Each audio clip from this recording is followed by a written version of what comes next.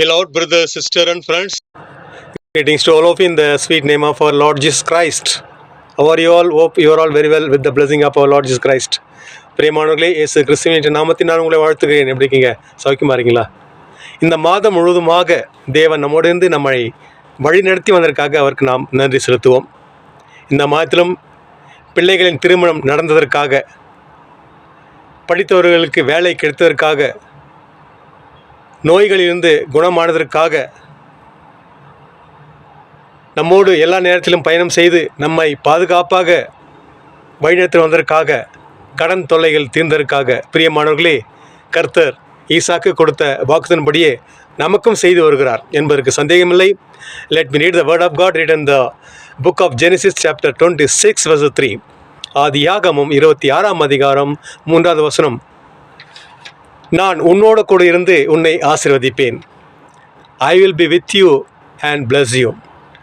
எனக்கு அருமையான தேவனுடைய பிள்ளைகளே, நமது விருப்பங்களுக்கு, ஏன் விருப்பங்களுக்கும் மேலாக நமக்கு கிடைக்கப்பெற்றதை, நம்ம தேவைகளுக்கு, ஏன் தேவைகளுக்கு மேலாக தேவன் நமக்கு கொடுத்ததற்காகவும் அவருக்கு நன்றி அருளோடு ஆராதனை செய்வோம். பிரியமானவர்களே, பிறந்து விட்டோம், வாழ்ந்தே ஆக வேண்டும், வாழ்ந்து விட்டோம், மரித்து ஆக வேண்டும். இடம்பெற்ற காலங்களில் நம்முடைய சிலுவைநாதர் இயேசு கிறிஸ்து நமக்காக சிலுவையில் மரித்து அவருடைய இரத்தத்தினாலே நமது பாவங்களெல்லாம் கழுவி நம்மை ரட்சிக்க செய்தாரே, அதற்காக நாம் அவருக்கு நன்றி செலுத்துவோம். கலங்காதிருப்பதாக, கலங்க வேண்டாம். கண்ணீர் விடாமல் இருப்போம், கலங்க வேண்டாம். முள்முடி உமக்காக, ரத்தம் எல்லாம் உமக்காக, முள்முடி உமக்காக, ரத்தம் எல்லாம் உமக்காக,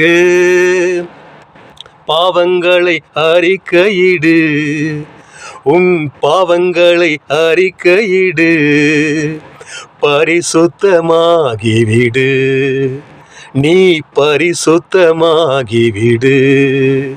கலங்காதே, கலங்காதே, கர்த்தர் உன்னை கைவிட மாட்டார். கலங்காதே, கலங்காதே, கர்த்தர் உன்னை கைவிட மாட்டார். எங்களை நேசிக்கும் நல்ல தந்தையே, இந்த அருமையான வேலைக்காக உம்மை துதிக்கிறோம். எங்கள் வாழ்நாளில் நீர் செய்த நன்மைகளுக்காக நன்றி ஆண்டவரே.